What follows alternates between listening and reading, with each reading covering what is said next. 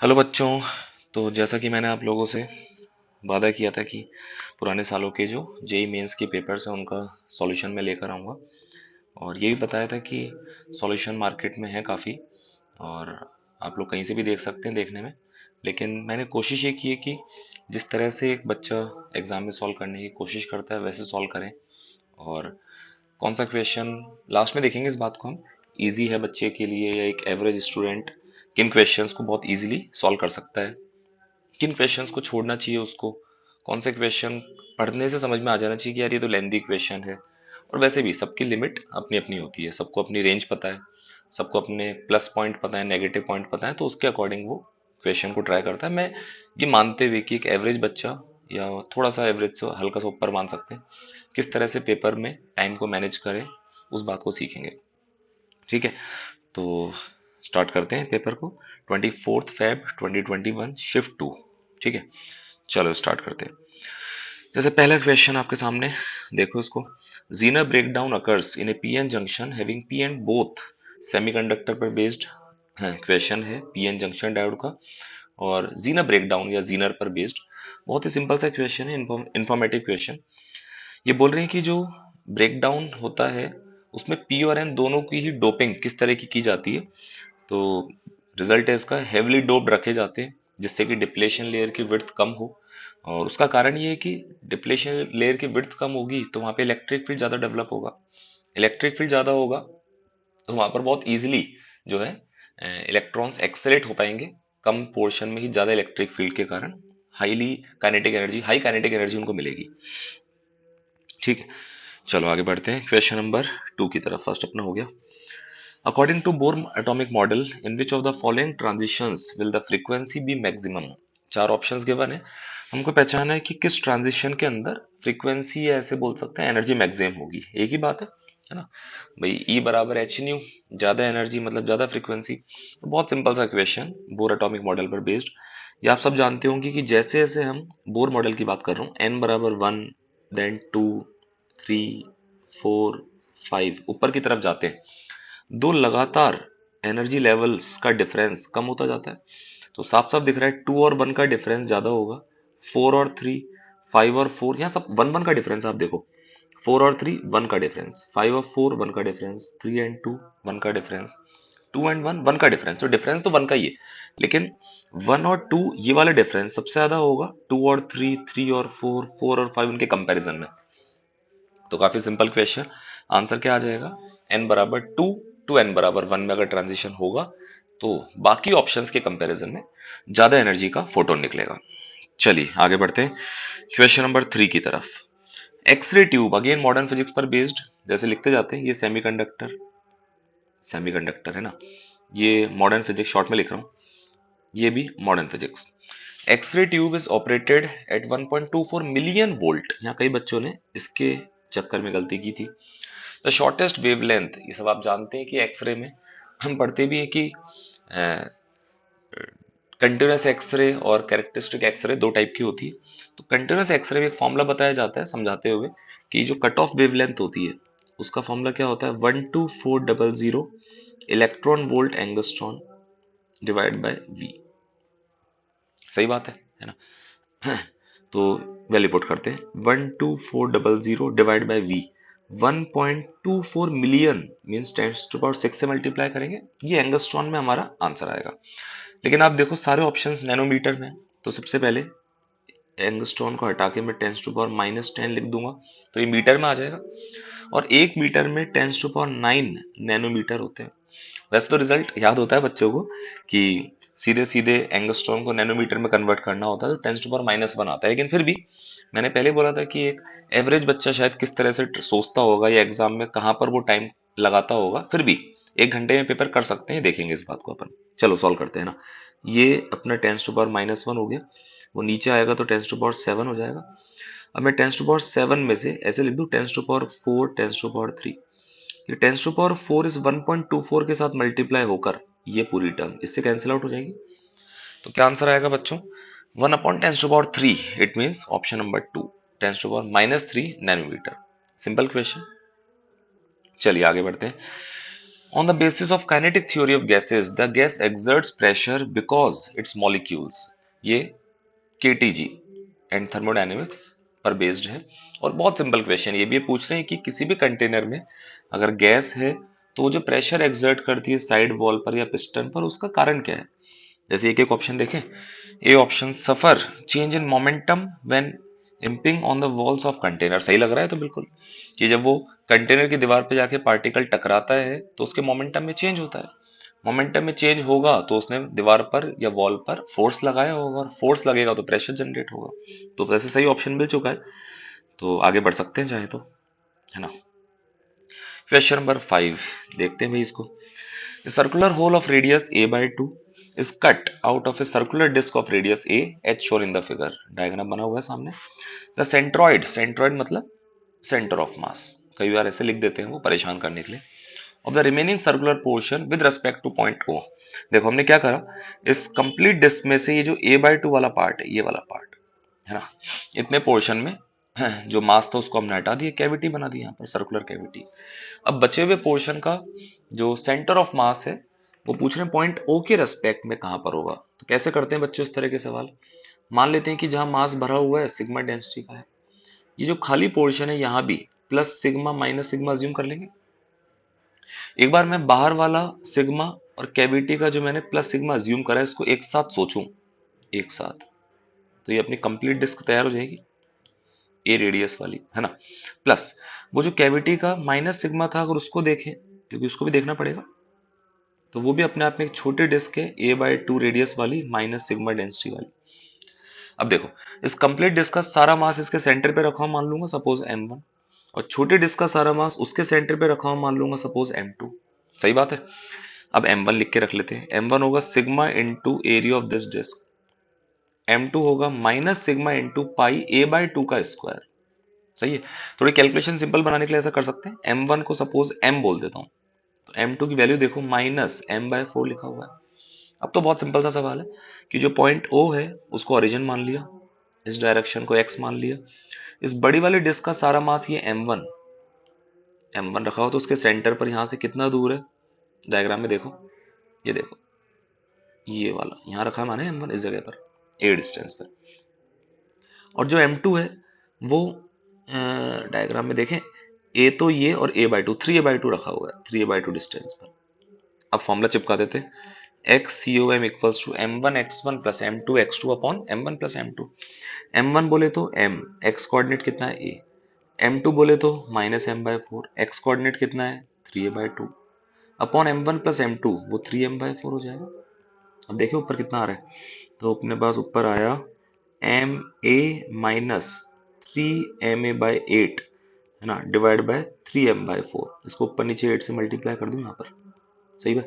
तो कितना हो गया 5ma/8 इंटू 4/3m। तो m से m उड़ा दो, 4 से ये 2 बार कट जाएगा, 5a/6 आ रहा है मेरा आंसर। देखिए फोर्थ ऑप्शन 5a/6 सही ऑप्शन होना चाहिए। तो ये सेंटर ऑफ मास पर बेस्ड बहुत ही बेसिक क्वेश्चन, आप सिंपल भी कह सकते हो बेसिक भी कह सकते हो। और ये मैंने पिछले वीडियो में भी कहा था कि मेंस वाले बहुत बेसिक बेसिक बातें पूछते हैं, उनको कोई मतलब नहीं हाई फाई बातों से। अगर आपको बेसिक सारे फॉर्मूले याद हैं, बेसिक क्वेश्चंस की प्रैक्टिस कर रखी है, आपकी स्पीड अच्छी है, तो आप बहुत इजीली, मैं तो ये कहूंगा कि 30 क्वेश्चंस वो करने के लिए देते हैं।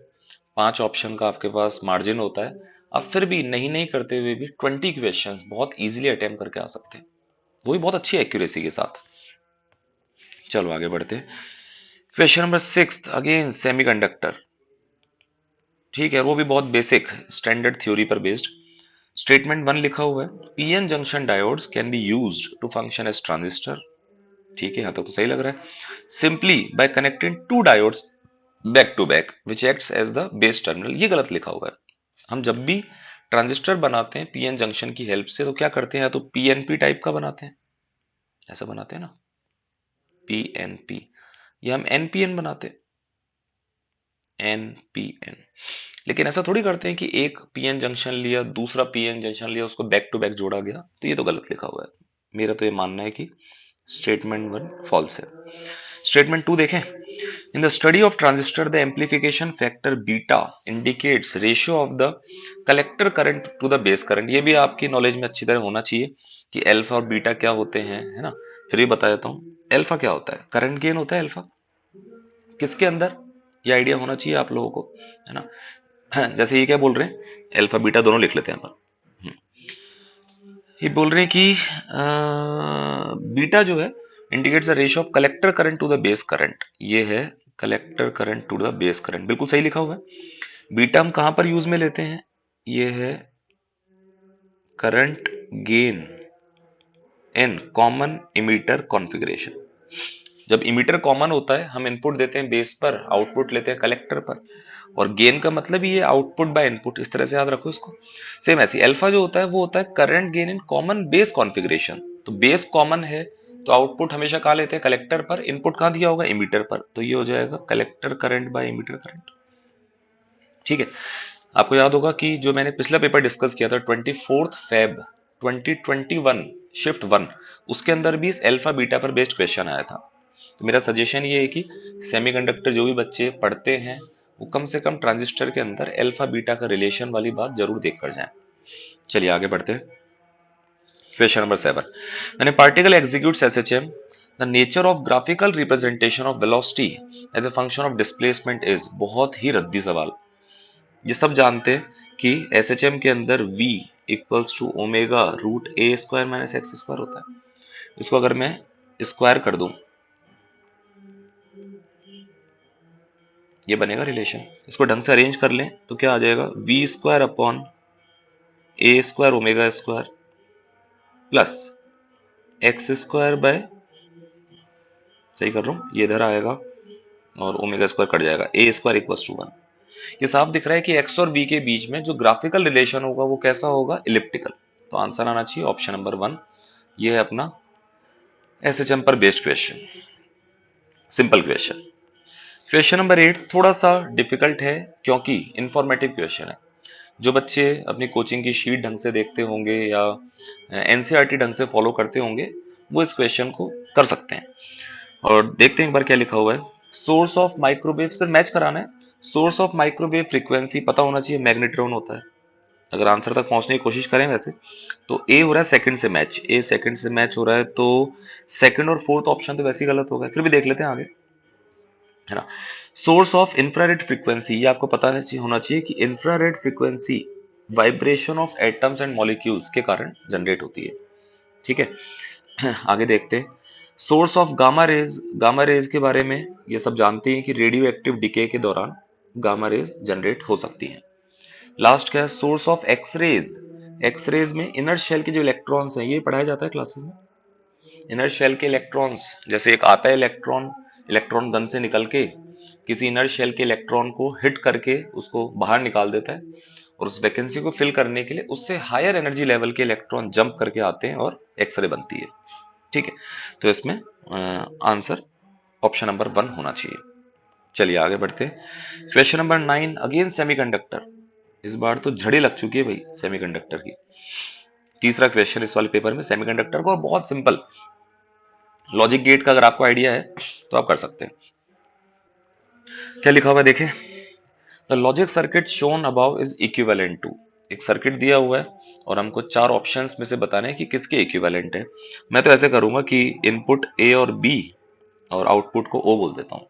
तो जो दिया हुआ सर्किट है इसको देखते हैं एक बार, है ना, कॉम्बिनेशन बना लेते हैं 1 1 0 0 1 0 0 1। मैं ऐसे करता हूँ, कई लोग उसको बुलियन एक्सप्रेशन लिख के भी कर लेते हैं जल्दी से, पर मैं फिर से वही बोलूंगा, एक एवरेज बच्चा शायद जैसे करने की कोशिश करे उस तरह कर रहा हूँ। ए और बी दोनों 1, देखो ये भी 1 ये भी 1। अब बी का इनपुट गया नॉट गेट पर, तो यहाँ अपोजिट मतलब 0 मिल जाएगा, उधर से अपना 1 आ रहा है, ये 1। ठीक है, ये बीच में आ गया कौन सा गेट, और गेट 1 और 0 का आउटपुट 1 मिल जाएगा, नॉट गेट है तो यहाँ 0 मिलेगा, तो यहाँ 0 मिला, 1 1 से 0 मिल रहा है। तो एक बार ऑप्शन चेक करते हैं, जैसे फर्स्ट ऑप्शन चेक कर रहा हूँ, 1 1, यहाँ भी 1 यहाँ भी 1, यहाँ मिला 0, यहाँ आया 1, एंड गेट का आउटपुट यहाँ मिला मुझे 0, फिर नॉट लगा हुआ है तो यहाँ मिला 1 1 मिल रहा है। इसका मतलब ये ऑप्शन तो गलत है, क्योंकि अब ये भी देखा था हमने आउटपुट 0 आना चाहिए था। सेकंड ऑप्शन देखते हैं, 1 1 इनपुट दिया, यहाँ मिला 0 यहाँ मिला 1, एंड गेट तो यहाँ 0 मिला, मतलब ये पॉसिबिलिटी है, सही हो सकता है, बाद में देखेंगे। ये देखते हैं, 1 1 0 मिला, 1 मिला। एंड गेट लगा रखा है पहले, फिर उसमें नॉट भी लगा रखा है, नैंड बोलते हैं इसको। तो यहाँ पर मिला मुझे 0, देन यहाँ मिला मुझे 1, मतलब ये ऑप्शन भी गलत है। फोर्थ ऑप्शन देखें, 1 1 1 1 इनपुट गया पहले और गेट पे, तो यहाँ पर मिला 1, तो यहाँ 0 मिल जाएगा, मतलब ये भी सही हो सकता है। ठीक है, अब अपन लेते हैं, सपोज मैं ले लेता हूँ 1 0 लेके देखता हूँ ये क्या हो गया। 1 0 लेके देखते हैं। तो 1 0, तो ए में 1 दिया, बी में 0 दे रहा हूँ। यहाँ 0 दूंगा तो यहाँ पर 1 मिलेगा, ऊपर देखो इस वाले डायग्राम में, है ना। यहाँ पे 1, यहाँ पे 1, 1 और 1 से मिला मुझे 1, फिर मिला 0, तो आउटपुट 0 मिल रहा है, इसके करस्पॉन्डिंग 0 मिल रहा है। ऑप्शन नंबर कौन सा देखें, 4 देख लेते हैं पहले। हम दे रहे थे 1 एंड 0, तो ए पर 1 देंगे, बी पर 0 देंगे, तो और गेट लगा हुआ है तो यहाँ 1 मिल जाएगा, सही बात है, हाँ 1 मिलेगा। फिर यहाँ 0 मिल जाएगा, मतलब पॉसिबिलिटी ये सही हो। ऑप्शन नंबर 2 देखते हैं, यहाँ 1 यहाँ 0, तो 1 से मिला 0, यहाँ पर 1 था, 1, ये एंड गेट लगा हुआ है तो 0, मतलब ये भी सही हो सकता है। ठीक है, चलो 0 0 देखते हैं एक बार गिवन सर्किट में, ऊपर वाले में। ये भी 0, ये भी 0, यहाँ मिला 0, यहाँ आउट नॉट लगा है ना, तो यहाँ पर 0 का 1 मिल गया। अब इधर 0 और 1 से ये गया अपना और गेट पर, और तो 1 मिलेगा, 1 से 0 मिला, तो यहाँ 0 मिला। ठीक है, ऑप्शन नंबर 4 देख रहा हूँ पहले, 0 0 के करस्पॉन्डिंग 0 0, तो यहाँ पे 0 मिलेगा, तो यहाँ 1 मिल जाएगा, 1, जबकि क्या मिलना चाहिए था, 0, इसका मतलब ये ऑप्शन भी गलत, ऑप्शन नंबर 2 सही है। चलो आगे बढ़े, question number 10, if the source of light used in a Young's double slit experiment is changed from red to violet, हमने red source लिया यूज में पहले, फिर उसको हटाया, violet लिया, the fringes will become brighter, consecutive fringe line will come closer, the central bright fringe will become a dark fringe, the intensity of minima will increase। देखो fringe width पर based question लग रहा है मुझे। हम VIBGYOR ये सब जानते होंगे, हम इधर जाते हैं तो लगातार लैम्डा बढ़ता है। पहले हमने रेड वाला सोर्स यूज में लिया था तो उसकी वेवलेंथ ज्यादा थी, उसकी जगह वॉलेट यूज में लेंगे तो वेवलेंथ कम हो जाएगी, इसका मतलब फ्रिंज की विड्थ कम हो जाएगी। तो देखें option, fringes will become brighter, intensity से वो लेना देना नहीं होना चाहिए, ये तो गलत है। Conjugative fringes, fringe lines will come closer, ये सही लिखा हुआ है एकदम भाई। एक मैक्सिमा फिर अगला मैक्सिमा फिर अगला मैक्सिमा, इसको बोल रहे हैं कंजुगेटिव फ्रिंज लाइंस, और ये फ्रिंज विड्थ कम हो गई मतलब वो क्लोज आ गई होंगी, तो आंसर है अपना ऑप्शन नंबर 2। चलो आगे बढ़ते हैं क्वेश्चन में, मैं लिखना भूल गया था। क्वेश्चन नंबर 10 जो है ये है वेव ऑप्टिक्स का, वेव ऑप्टिक्स। ठीक है, 11, ये 11 आप मान सकते हो ग्रेविटेशन भी बोल सकते हैं इसको, कुछ लोग सर्कुलर मोशन में पढ़ाते हैं इसको, सर्कुलर मोशन। और बहुत सिंपल क्वेश्चन है, और ऑप्शन भी जानबूझ के ऐसे दिए गए कि बच्चे को बस थोड़ा सा आइडिया होना चाहिए। ये बोलते हैं कि body weighs 49 newton on a spring balance at the North Pole. North Pole में हम, नॉर्थ पोल पर हमने उसका वेट मेजर किया तो कितना आता है 49। अब उसी बॉडी को हम जब उसका वेट मेजर करेंगे इक्वेटर पर तो बताना है क्या आएगा। ये आइडिया आपको शायद होगा कि अर्थ के रोटेशन के कारण, अर्थ के रोटेशन के कारण किसी भी इक्वेटर से जनरल एंगल थीटा पर, यहां पर जो अपेरेंट वेट होता है उसका फॉर्मूला होता है mg minus M omega square are,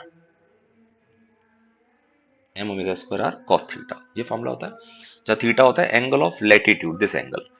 तो साफ दिख रहा है कि पोल पर ये थीटा 90 होने से ये वाली टर्म जीरो हो जाएगी, तो पोल पर एन पोल कितना हो जाएगा mg, जबकि इक्वेटर पर मेजर करेंगे तो थीटा जीरो हो जाएगा, तो इक्वेटर पर इतना आएगा। अब इन्होंने इसकी वैल्यू को दिया हुआ है 49 न्यूटन, 49, और पूछा इसकी वैल्यू बताओ इक्वेटर पर क्या होगी, तो 49 से तो कम होगी कंफर्म है। और आप ढंग से देखो, ये एग्जैक्ट 49, ये 49 से ज्यादा, 49 से ज्यादा, 49 से कम एक ही ऑप्शन है, इसका मतलब आंसर क्या होना चाहिए, ऑप्शन नंबर 4। ठीक है, आप कैलकुलेट भी कर सकते हो, अर्थ का खुद की एक्सिस के about omega 2 pi by time period, खुद की एक्सिस के अबाउट इतना होता है, ये रेडियन पर सेकंड में। अर्थ की रेडियस अप्रोक्सीमेटली इतने मीटर, आप वैल्यू पुट करके सॉल्व भी करके देख सकते हो, लेकिन ऑप्शन सेलेक्ट करके आगे बढ़ते हैं अपन। आगे आते हैं question number 12, 1 mole of an ideal gas at P1 V1 is allowed to expand reversibly and isothermally A to B। A से B का प्रोसेस कैसा है अपना, आइसोथर्मल, आइसोथर्मल। ठीक है, it's pressure is reduce to one half of the original pressure. Pressure अगर P1 था तो कम हो गया, P1/2 हो गया, ऐसा लिखा हुआ है इसके अंदर, डायग्राम भी आप देख सकते हो। This is followed by a constant volume cooling. अब हमने टेम्परेचर कम किया वॉल्यूम को कांस्टेंट रखते हुए, और प्रेशर को इनिशियल का कितना कर दिया, 1/4। ठीक है। Then it is restored to its initial state by reversible adiabatic compression. Then C से A तक कैसा प्रोसेस है, adiabatic. Then net work done by gas is equal to, तो बेसिक फॉर्मूला बेस्ड है ये भी, अगर आपको बेसिक फॉर्मूले आते हैं, और थर्मोडायनेमिक्स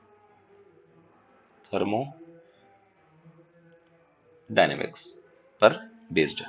देखते जाओ, ए से बी की बात करते हैं। Work done by gas A to B. Isothermal process में वर्क डन बाय गैस का फॉर्मूला रटा हुआ होना चाहिए, NRT ln v final by v initial, या nRT ln p initial by p final. ठीक है, तो मैं nRT की टर्म में लिख देता हूँ, n को n लिख देते हैं अभी, nRT, t का मतलब मान रहा हूँ a वाली स्टेट पर टेम्परेचर t था, ऐसा अज्यूम कर लेता हूँ, है ना, जहाँ प्रेशर P1 है, वॉल्यूम V1 है। ln p initial by p final, तो P1 और फिर डिवाइड बाय P1/2, तो ln 2 आ जाएगा यहाँ पर। सही है, ये हो गया अपना वर्क डन ए से बी में। Work done by gas in process B to C 0। ये तो गधा भी बता दे कोई, आइसोकोरिक प्रोसेस है, वॉल्यूम कांस्टेंट है, तो गैस वर्क कर ही नहीं पाएगी। चलो, work done by gas in C to A. अब आपको फॉर्मूले का आइडिया होना चाहिए कि एडियाबैटिक प्रोसेस में वर्क डन बाय गैस का फॉर्मूला क्या होता है, n R delta T upon 1 minus gamma. तो एन आर, या एक काम करें, इसको इस तरह से भी लिख सकते हैं, एक सेकेंड, इसी को ऐसे लिख सकते हैं ना, P final V final minus P initial V initial upon 1 minus gamma. देखो, P final into V final वो है P1V1, minus P initial into V initial वो है अपना P1/4 इंटू 2V1, मतलब कि P1V1/2। सही बात है, अपॉन 1 माइनस गामा। गैस कौन सी है भाई, आइडियल गैस, और गामा की टर्म्स में आंसर है सारे ऑप्शन, तो गामा को गामा रहने देते हैं। ये ऊपर हो जाएगा अपना P1V1/2 और नीचे है 1 माइनस गामा। P1V1 को nRT1 लिख दूं, बुरा नहीं मानो तो, है ना, T1 मतलब T है। अब सारे वर्क को ऐड करके और निकाल के बता दो रिजल्ट क्या आ रहा है। तो यहाँ लिखे, यहाँ लिख के देखते हैं एक बार। एन तो 1 था अपना, तो दोनों में से आर टी कॉमन आ जाएगा, आर टी कॉमन आ गया, क्या बचा, ln 2 तो यहाँ बचा, प्लस और वहां पे बचा 1 अपॉन, सही कर रहा हूँ ना मैं, हाँ, 2/1 माइनस 2 टाइम्स ये। अब ऑप्शन नंबर 3 जो है यही लिखा होगा, बस माइनस कॉमन ले लो आप, जो रिजल्ट मैंने लिखा है उसमें से, तो आंसर आ जाएगा अपना ऑप्शन नंबर 3। सिंपल क्वेश्चन था, कोई टफ नहीं था, थोड़ी बहुत कैलकुलेशन तो आनी भी चाहिए यार। चलिए क्वेश्चन नंबर 13 की तरफ, ये है एरर पर बेस्ड। Error, the period of oscillation of simple pendulum, जो कि पता भी t equal to 2 √L/g, measured value of L given है ना, और ऐसे स्केल से उसको मेजर किया गया जिसका मिनिमम डिवीजन या लीस्ट काउंट 1 मिलीमीटर है। Time of one complete oscillation is 1.95 seconds. एक ऑसिलेशन में 1.95 सेकेंड्स का समय लगता है। एक ऐसी स्टॉप वॉच से इसको मेजर किया गया जिसका रिजोल्यूशन या लीस्ट काउंट कितना है, 0.01 seconds. Percentage error in the determination of g, तो बच्चों कैसे करेंगे, सबसे पहले तो गिवन फॉर्मूले का स्क्वायर कर दो, T square equals to 4π² L/g। जी को एक तरफ ले आओ, ये सारे गेम तो आते होंगे यार तुम लोगों को। फिर दोनों तरफ लॉग लेके और डिफरेंशिएट करेंगे, तो मैं डायरेक्ट लिख दूं dg/g equals to 2 times dt/t, ये सॉरी पाई स्क्वायर था, है ना, ठीक है, ये नीचे वाले टी स्क्वायर को ऊपर ला चुका हूं मैं लॉग वॉग लेने के बाद, प्लस dl/l। मैक्सिमम एरर निकालने के लिए मैं सारी एरर्स को ऐड कर रहा हूँ, और परसेंटेज में आंसर बताना है तो हर तरफ 100 से मल्टीप्लाई कर देंगे, ठीक है ना। अब लेफ्ट साइड पे तो जो पूछा है वो आ जाएगा हमारे पास, राइट साइड वाली टर्म देखो, 2 टाइम्स dt का मतलब टाइम पीरियड की कैलकुलेशन में मैक्सिमम कितनी एरर हो सकती है, 0.01 सेकेंड, अपॉन टाइम पीरियड कितना है 1.95, एक ऑसिलेशन में इतना टाइम लगता है, प्लस dl लेंथ की कैलकुलेशन में मैक्सिमम एरर कितनी हो सकती है भाई, लिखा होगा 1 मिलीमीटर, लिखा है 1 मिलीमीटर, अपॉन लेंथ की मेजर्ड वैल्यू कितनी आ रही है 1 मीटर, और पूरे को 100 से मल्टीप्लाई कर दो, 100 से। अब कैलकुलेट भी तो करना पड़ेगा भैया, इस 100 को अंदर मल्टीप्लाई कर देते हैं, तो ये 100 से मल्टीप्लाई होके 1, ये 2/1.95, तो ये हो गया, प्लस 1 mm, तो 10⁻³ -3, और फिर 100 से मल्टीप्लाई होगा तो 1/10 आएगा, मतलब 0.1। अब ये हटेगा, 2 जीरो आएंगे, 200/195 लगभग अप्रोक्सीमेटली 1। ऐसे ही मैं सिर्फ ऑप्शन तक पहुंचने की कोशिश कर रहा हूँ। ये लगभग लगभग 1, ये हो गया 0.1, और ये थोड़ा सा 1 से ज्यादा था, मतलब 1.1 से थोड़ा सा ज्यादा आंसर आना चाहिए, ऐसा एक ही ऑप्शन है, ऑप्शन नंबर 3। चलो आगे बढ़ते हैं। Question number 14। एक ब्लॉक दो स्प्रिंग से अटैच कर रखा है, डायग्राम देखते जाओ आप, है ना। और क्वेश्चन में क्या पूछा, फ्रीक्वेंसी ऑफ ऑसिलेशन। इससे सिंपल सवाल तो नहीं मिलेगा। ये एसएचएम के अंदर पढ़ाया जाता है। कॉम्बिनेशन ऑफ स्प्रिंग्स, देखने में एक बार लगता है कि ये स्प्रिंग्स तो सीरीज में है, लेकिन ये पैरेलल कॉम्बिनेशन होता है। क्योंकि अगर मान लो मैं ब्लॉक को उसकी मीन पोजीशन से सपोज इधर की तरफ डिस्प्लेस कर दूं, तो जो राइट वाली स्प्रिंग है वो कंप्रेस हो जाएगी, वो ब्लॉक को धक्का देने वाला फोर्स लगाएगी। और लेफ्ट वाली स्प्रिंग में अलोंगेशन होगा तो वो भी ब्लॉक को पुल करेगी एफ डैश टाइप से। दोनों के फोर्स सेम डायरेक्शन में आ रहे हैं, तो नेट फोर्स अगर आप लिख के देखोगे तो उससे आइडिया लग जाएगा आपको कि दोनों स्प्रिंग पैरेलल कॉम्बिनेशन है। खैर मुद्दे की बात पे आते हैं। तो के इक्विवेलेंट पैरेलल कॉम्बिनेशन में कितना हो जाएगा, 2k। अब टाइम पीरियड का फॉर्मूला सब जानते हैं, 2π√m/k होता है। इन्होंने फ्रीक्वेंसी पूछा तो 1 करके लिख देंगे, तो आंसर आएगा 1/2π, रूट के अंदर k मतलब 2k डिवाइड बाय m, है ना। बस हमको एक बार देख लेते हैं और क्या क्या गिवन था। Frequency of oscillation of this each spring has spring constant के।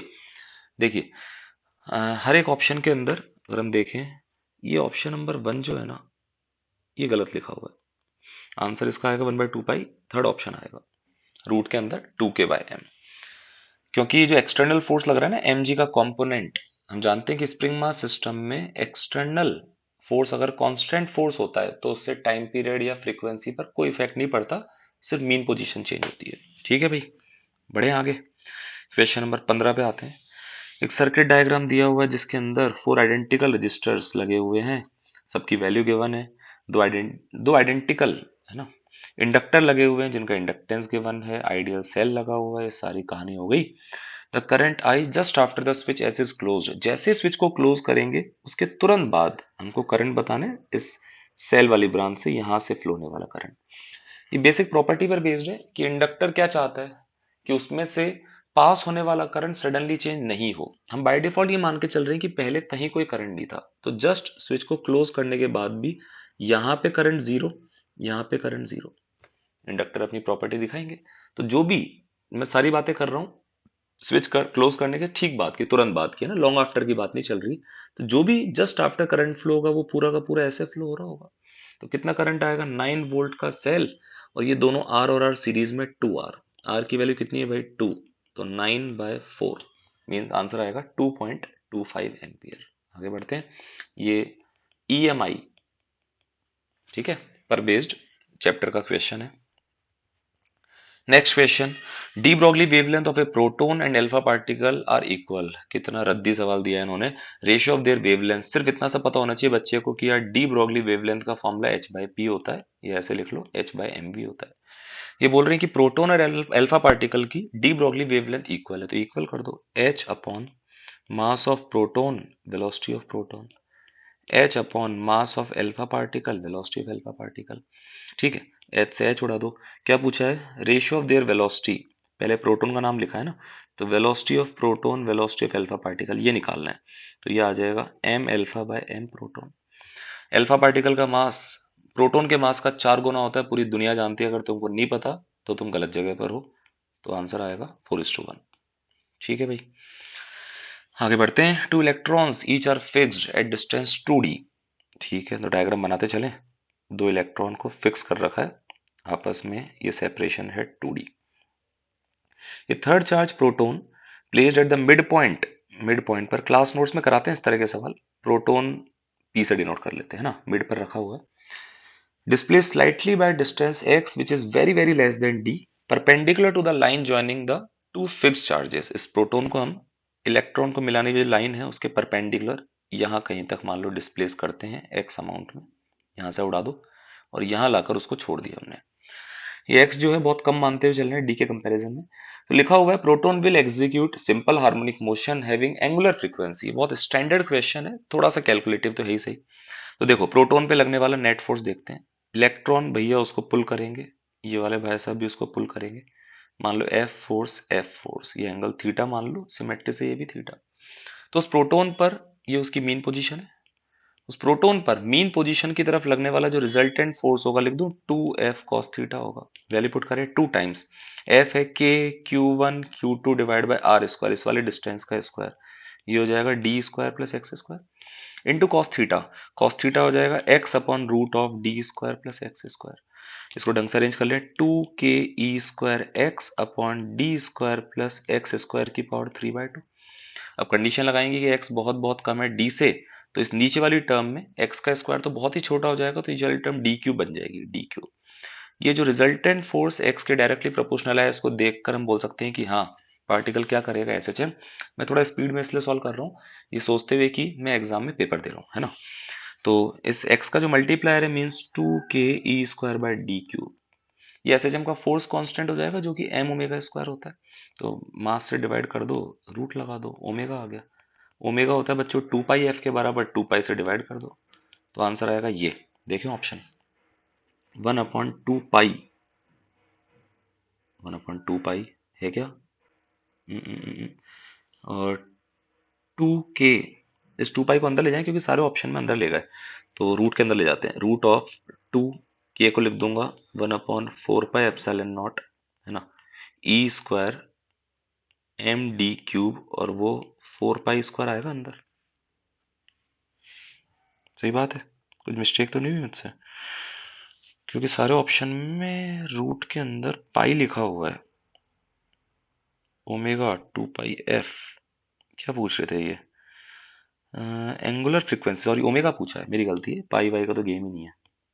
ओमेगा पूछा है, एंगुलर फ्रीक्वेंसी है ना, मैंने फ्रीक्वेंसी पढ़ लिया था, कोई बात नहीं, गलती तो सबसे होती है। हटा देते हैं अपन इस 4 पाई स्क्वायर को, वो गलती से वो हटा दिया। यहाँ से 2 टाइम्स कैंसिल आउट होगा, के वाला 2 पाई है वो नीचे। अब तो क्या आंसर आ रहा है अपना? ऊपर है ई स्क्वायर, सब में क्यू लिखा हुआ है ना, तो क्यू स्क्वायर ऊपर आएगा, नीचे एप्सिलॉन नॉट आ रहा है, 2 पाई आ रहा है, एम डी क्यूब आ रहा है। ऑप्शन नंबर 1 सही है।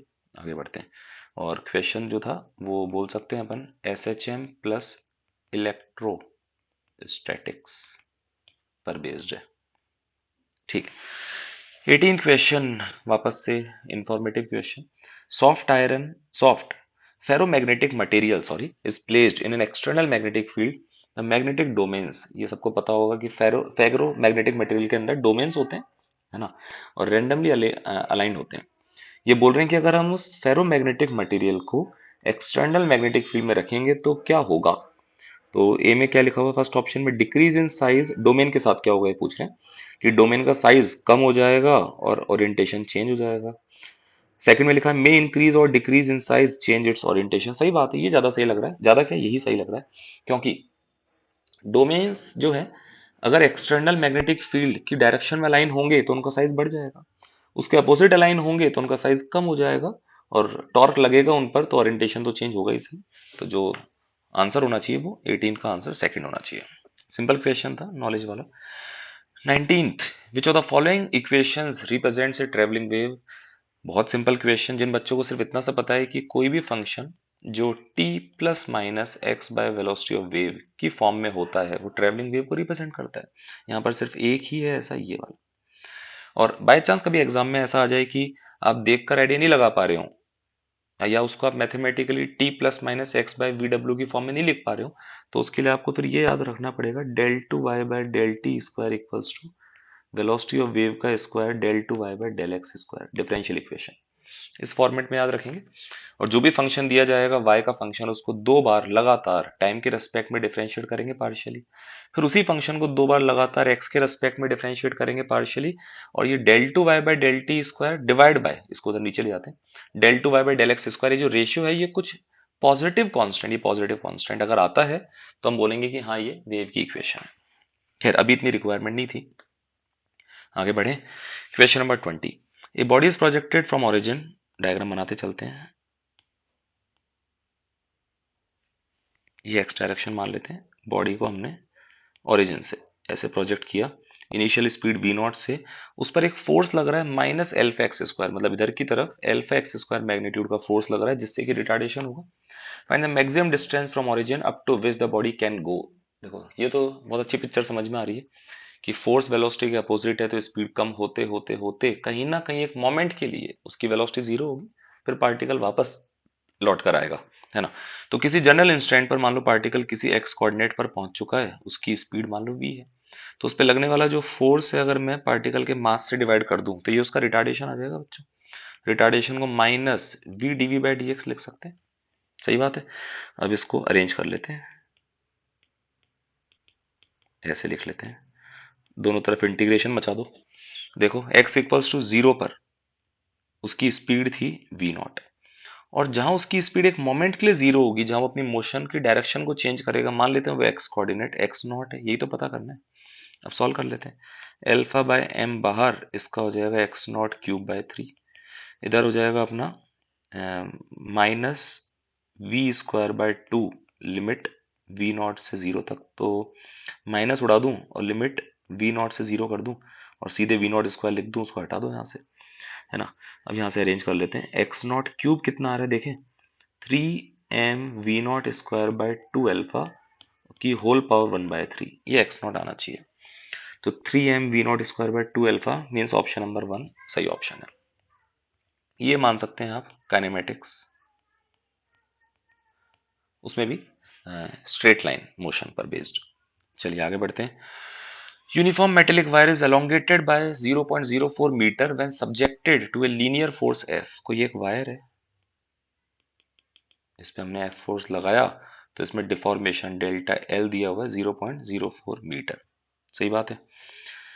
The elongation if its length and diameter is doubled and subjected to the same force will be। देखो क्वेश्चन में ये नहीं बोल रखा कि फिक्स कर रखा है नहीं कर रखा, फिक्स कर लेते हैं, ज्यादा इजी रहेगा, है ना। बिना फिक्स किए भी कर सकते हैं वैसे, कुछ मास m मान के लेंथ l मानते हुए।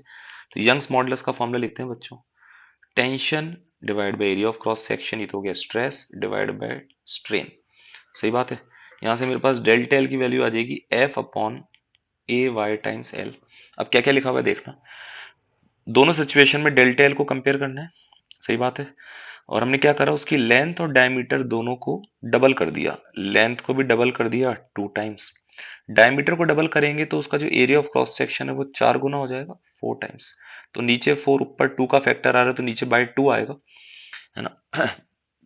बाय 2 आएगा, इसका मतलब पहले जितना भी था डेल्टा एल उससे आधा हो जाएगा, तो पहले था 0.04, तो अब 0.02 मीटर में, पर आंसर पूछा है इन्होंने सेंटीमीटर के अंदर, तो इसको 100 से मल्टीप्लाई कर दो इंटू 100 मीन्स 2 सेंटीमीटर, ये आंसर है, ठीक है। ये है अपना इलास्टिसिटी पर बेस्ड, इलास्टिसिटी। देखते हैं next question, cylindrical wire of radius, एक वायर की रेडियस गिवन है, लिखते जाते हैं, रेडियस गिवन है, कंडक्टिविटी गिवन है, इलेक्ट्रिक फील्ड गिवन है, ये तो करंट इलेक्ट्रिसिटी का सवाल लग रहा है।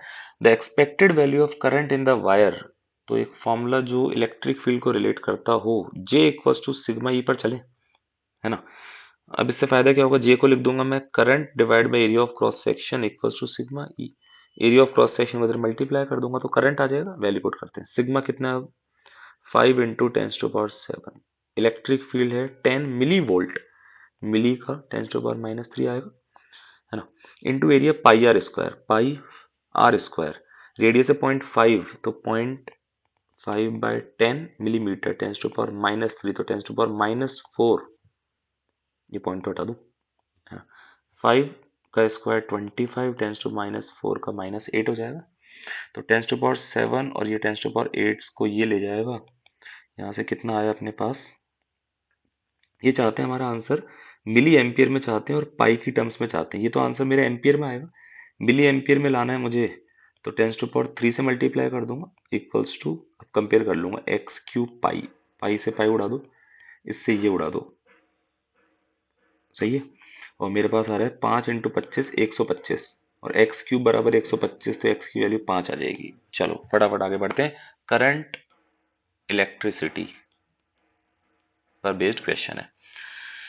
Two cars are approaching each other at an equal speed of 7.2 kilometre per hour. दो कार आ रही हैं एक दूसरे की तरफ, car C1 car C2, same speed v से आती है, वैल्यू बाद में पुट कर लेंगे। When they see each other, both blow horns having frequency, f frequency का ये भी, f frequency का ये भी, beat frequency heard by each driver will be। तो देखो जैसे सपोज इसमें जो ड्राइवर बैठा हुआ है उसकी बात करते हैं, उसके पास दो अलग अलग फ्रीक्वेंसी के साउंड आ रहे होंगे, एक तो वो साउंड जो कार खुद जिस कार के अंदर बैठा है उसका जो साउंड आ रहा होगा उसके करस्पॉन्डिंग तो वही फ्रीक्वेंसी सुनाई देगी एफ। एक तो ये सुनाई दे रही है F। और एक वो साउंड जो सामने वाले के कारण इसको सुनाई दिया होगा उसको एफ डैश मान लेते हैं। तो डॉपलर का फॉर्मूला लगाते हैं। साउंड की स्पीड 340 340। ऑब्जर्वर कौन है? C1 के अंदर बैठा हुआ ड्राइवर, ये पास जा रहा है तो ऑब्जर्वर पास जा रहा है तो प्लस वी की जगह वी रख देते हैं। सोर्स C2 है वो भी पास आ रहा है तो यहाँ माइनस वी आ जाएगा और इमिटेड फ्रीक्वेंसी एफ आ जाएगा। सही बात है। इसकी कैलकुलेशन नीचे कर लूँ, जगह थोड़ी कम है मेरे पास। बीट फ्रीक्वेंसी, तो फ्रीक्वेंसीज का डिफरेंस लिख दूंगा तो 340 plus V upon 340 minus V into F, ये तो सामने से आने वाली और जो खुद के कारण सुनी थी वो तो एफ थी। सही, तो एफ कॉमन ले लें। 340 minus V, 340 plus V minus 340 plus V हो जाएगा, ये कट जाएगा तो 2 V F upon 340 minus V. अब वी कितना दे रखा है? 7.2 किलोमीटर पर आर, तो ये 5/18 से मल्टीप्लाई करूंगा, ये हटा के जीरो लगा दो, 5 से 2 बार जाएगा, 18 दूनी 4, ये 2 मीटर पर सेकंड हो गया क्या? वापस चेक कर लो यार। इंटू 5/18, ये हटा जीरो यहाँ लगा देते हैं। सही है, सही है। 18 36, 18 से 4 बार जाएगा, 18 से 10 बार जाएगा, 5 चौक 20 और दो दो आया। ठीक है, तो v की वैल्यू 2 पुट कर दो तो 2 एफ था 676 और 340 में से 2 जाएंगे तो 338 बचेंगे। सही है, और इससे ये एग्जैक्ट 2 बार कट रहा है तो अच्छा आंसर आ जाएगा 8 हर्ट्ज। ठीक है भाई, आंसर आ गया 8 हर्ट्ज। आगे बढ़ते हैं। ए यूनिफॉर्म थिन बार, इसको हटा देते हैं एक बार, नहीं तो हमको ये काम नहीं करने देगा।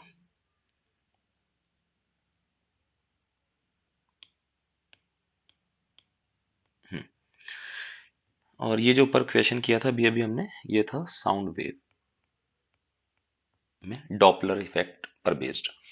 Uniform thin bar of mass 6 kg, length 2.4, mass given है, length given is bend to make an equilateral hexagon. ठीक है, एक हेक्सागन बना लिया हमने इस तरह से। The moment of inertia about an axis passing through the center of mass and perpendicular to the plane of the hexagon, इस एक्सिस के अबाउट।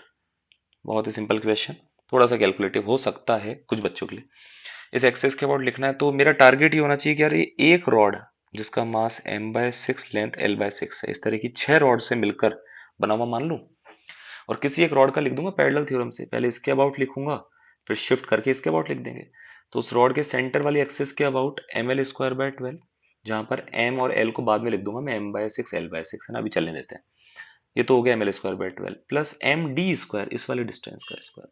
उसके लिए आपको इतना आइडिया होना चाहिए कि ऐसे मिलाएंगे, है ना। ये एंगल इस तरह से, सारे एंगल 60-60 बनेंगे तो ये एंगल भी 60 होगा। तो ये वाली लेंथ चाहिए मुझे, ये वाली लेंथ, ये एंगल 60 है, ये लेंथ है, अगर मैं साइड लेंथ को l बोल रहा हूँ तो l/2, इस हाइट को s बोल दूं तो s/l/2 इक्वल्स टू 1060 √3, s आ जाएगा √3l/2। सही है, √3l/2, उसका स्क्वायर करूंगा तो इतना आ जाएगा। तो ये कितना आ गया, ऊपर नीचे 3 से मल्टीप्लाई कर दूं इस वाली टर्म को, दोनों में से ml² बाय 12 कॉमन ले लेते हैं तो 1 प्लस ml²बाय 12 9, तो ये हो गया 10, है ना। और मास की जगह m/6 रख दूंगा into 10/12 as it is, length की जगह l/6, उसका स्क्वायर इतना हो जाएगा। और इस तरह की टोटल 6 रॉड्स थी। सही है, तो 6 से 6 कैंसिल आउट हो गया और 2 से 5 बार, 2 से 6 बार, 5ml² अपॉन 36 इंटू 6। अब वैल्यू पुट कर दें। 5, मास कितना है 6 kg, लेंथ 2.4 का स्क्वायर तो 24 इंटू 24, और वो 0.4, 1/10, 1/100 टेंस टू पावर 4। सही है, 36 इंटू 6, 6 से ये चल जाएगा, 8 तिया 24, नहीं 8 से नहीं कटेगा, 12 से कटेगा, 12 से 2 बार, 12 तिया 36, 3 से गया ये 8 बार, 8 पंजे 40, 80 upon tens to power 4, 80 upon tens to power 4 में आ रहा है मेरा तो। और ये क्या बोल रहे हैं, टेंस टू पावर -1, तो इसको मैं अगर something into tens to power -1 कर दूं कहीं ना कहीं कुछ कैलकुलेशन की गड़बड़ की है मैंने, वापस चेक करना पड़ेगा। m/6 l/6 की लेंथ थी, ये एंगल 60 डिग्री था, ये s था, तो s डिवाइड बाय l/2 1060 था, तो s आया √3 l/2। सही है।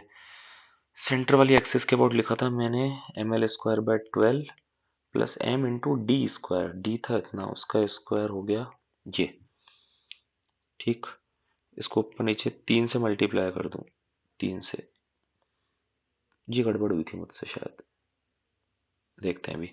तो ml² नहीं, यही लिखा था बाय 12, 1 प्लस ml² बाय 12 9, तो ये 10 हो गया 5 बार और 6 बार, तो 5/6, m की जगह m/6, लेंथ की जगह l/6 का स्क्वायर, और इस तरह की 6 रॉड्स थी, तो 6 से 6 बार कटा।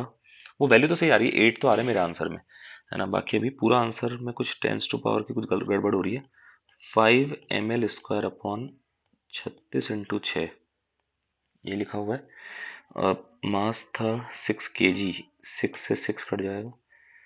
लेंथ थी 2.4 मीटर, तो 2.4 को 24/10 और उसका स्क्वायर 24, ये गड़बड़ हुई है। अब ठीक है, 12 से 2 बार, 12 से 3 बार, 3 से कटा ये, है ना। ये टेस्ट वर्ड्स की गड़बड़ हो रही है ना, तो यहीं पर ठीक कर देते हैं ना।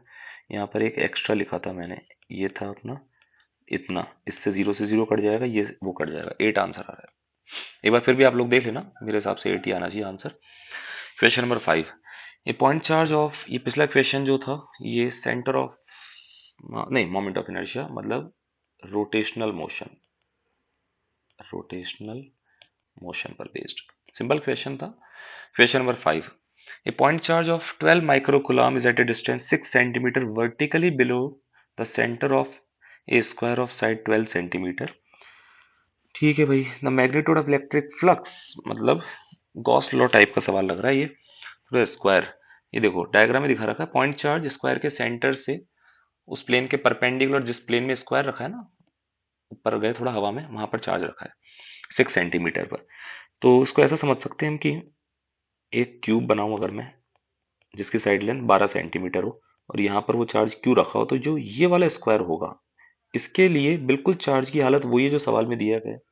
और मुझे पता है कि अगर मैं ऐसा एक क्यूब बना लूं, इस तरह के 5 फेस और रखते हुए चारों तरफ से बंद कर दूं उस चार्ज को, और वो चार्ज सेंटर पे रखा हुआ होगा, तो जो टोटल फ्लक्स पास होना है वो क्यू बाय एप्सिलॉन नॉट होना है टोटल, 6 फेसेस से मिलाकर। तो एक से कितना होगा, Q/6 epsilon not. Value put करें तो Q, Q की वैल्यू है 12 माइक्रो, इतना लिखेंगे, है ना, डिवाइड बाय 6 एप्सिलॉन नॉट। तो एक काम करते हैं ना, 9 into 10⁹ equals to 1/4 pi epsilon not. तो 1/एप्सिलॉन नॉट की वैल्यू लिखनी है मुझे, तो वो आ जाएगी 9 इंटू 10⁹ सही है एकदम। 3 से 2 बार, 3 से 3 बार, ठीक। और अपना ये और ये इंटू 10⁻³ आ जाएगा। तो 10⁻³ से तो कंपैरिजन करना भी है, तो उसको उड़ा देते हैं, ताकि बची हुई जो वैल्यू होगी वो अपना आंसर होना चाहिए। इससे ये 2 बार कटेगा, और 12 इंटू 3 36 इंटू 2 पाई, पाई होता है 3.14, तो ये कितना हो गया 72 इंटू 3.14। तो 72 इंटू 3 210 और 6 216, तो ये, है ना, और 72 इंटू 0.14, 0.14 जो निकालना पड़ेगा। तो 72 इंटू 14 कर लेते हैं ना, 8 7 चौक 28, 28, 2 और 7 8, 10 10, और पॉइंट, तो लगभग लगभग 10 आ रहा है, तो 216 और 10 226, 226 नियरेस्ट इंटीजर में ये आंसर होगा। ठीक है, आगे बढ़े, थोड़ा सा यहाँ का ये कचरा साफ कर लेते हैं।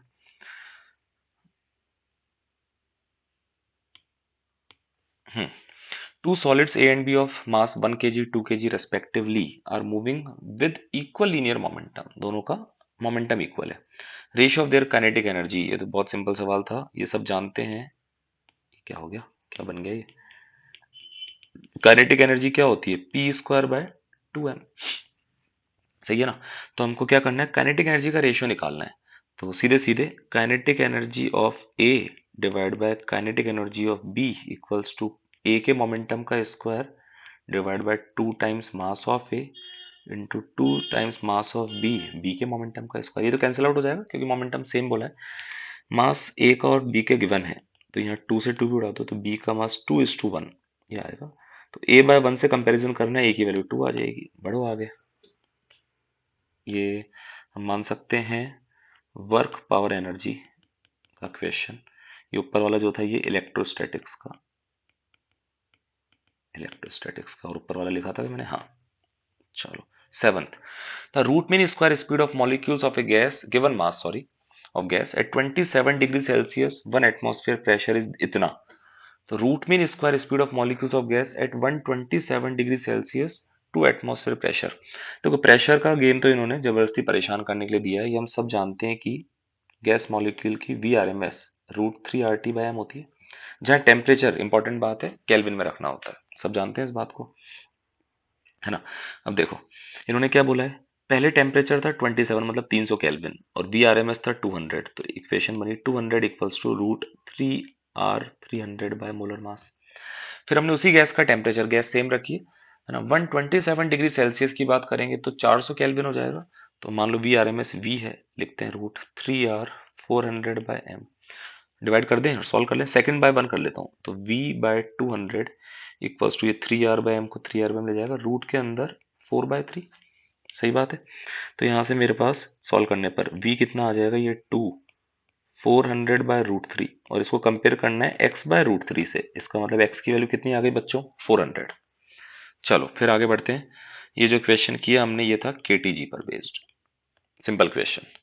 Series LCR circuit is designed to resonate at an angular frequency omega naught. LCR circuit है, resonance frequency given है। The circuit draws 16 watt power from 120 volt source at resonance। बहुत ही बकवास सवाल। रेजोनेंस की कंडीशन में सब जानते हैं XC और XL बराबर हो जाते हैं, तो Z R के बराबर हो जाता है। तो जो सर्किट की क्रॉस एवरेज पावर होगी वो सिर्फ एक तरह से रजिस्टर के अक्रॉस होगी। तो 16 वॉट इक्वल्स टू V²/R कर देंगे।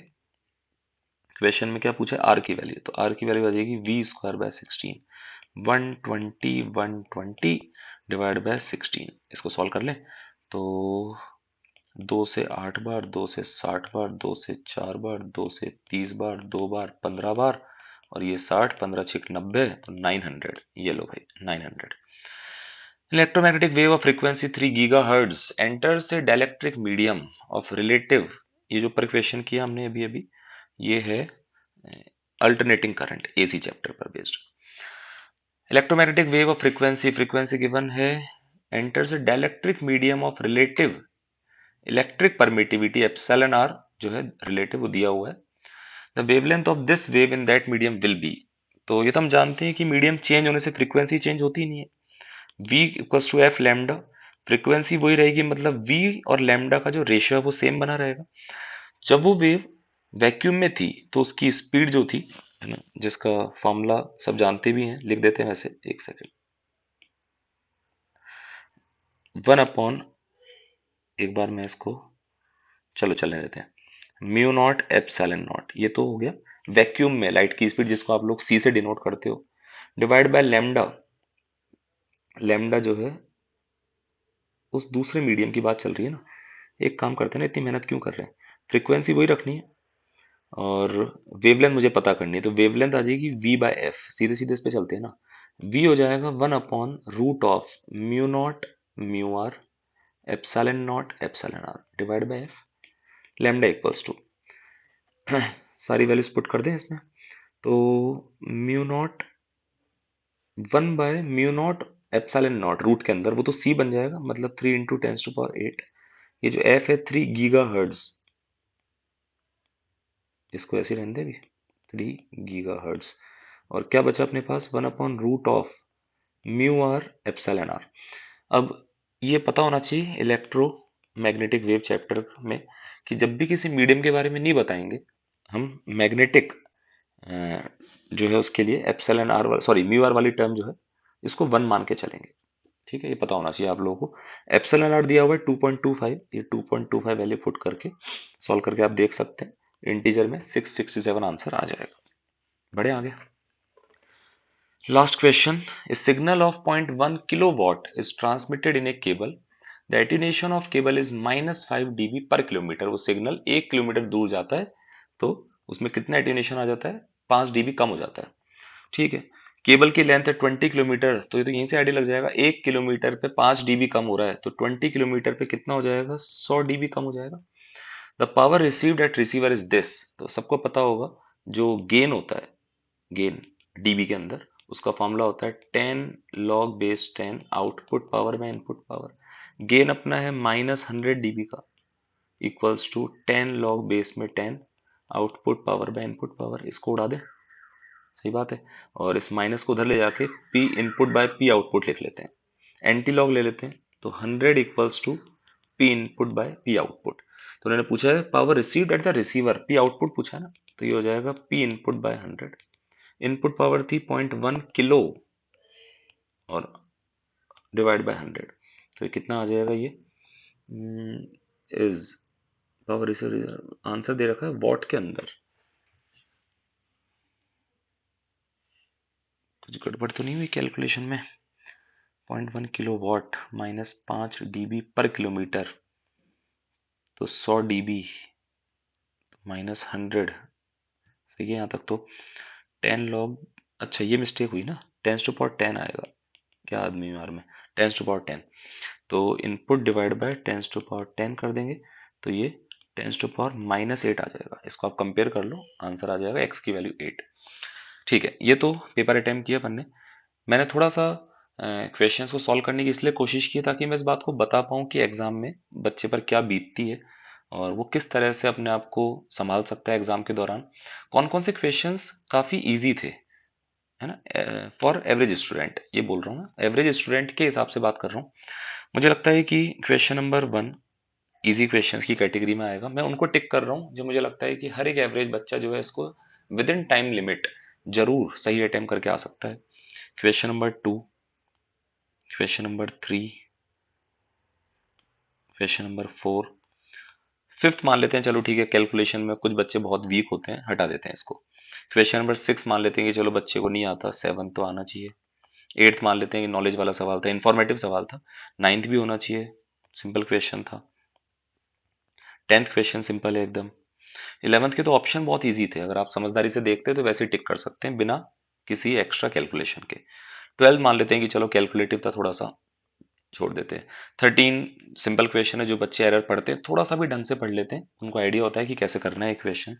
14 सीधे formula based parallel combination of spring वाला।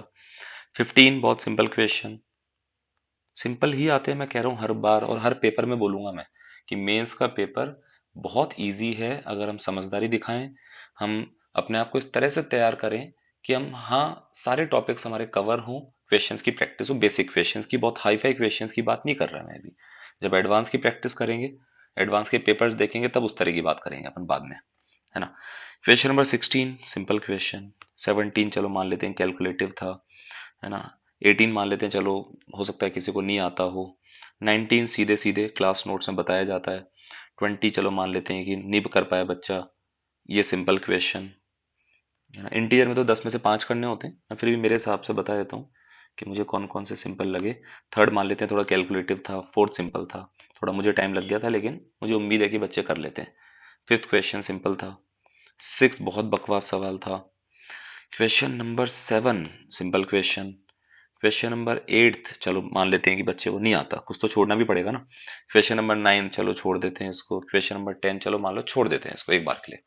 तो इंटीजर में देखें, 1 2 3 4 5 6 सवाल तो इंटीजर है, मतलब बच्चा 10 में से 5 कर सकता था, है ना। 10 में से 6 टिक कर लिए सिंपल वाले।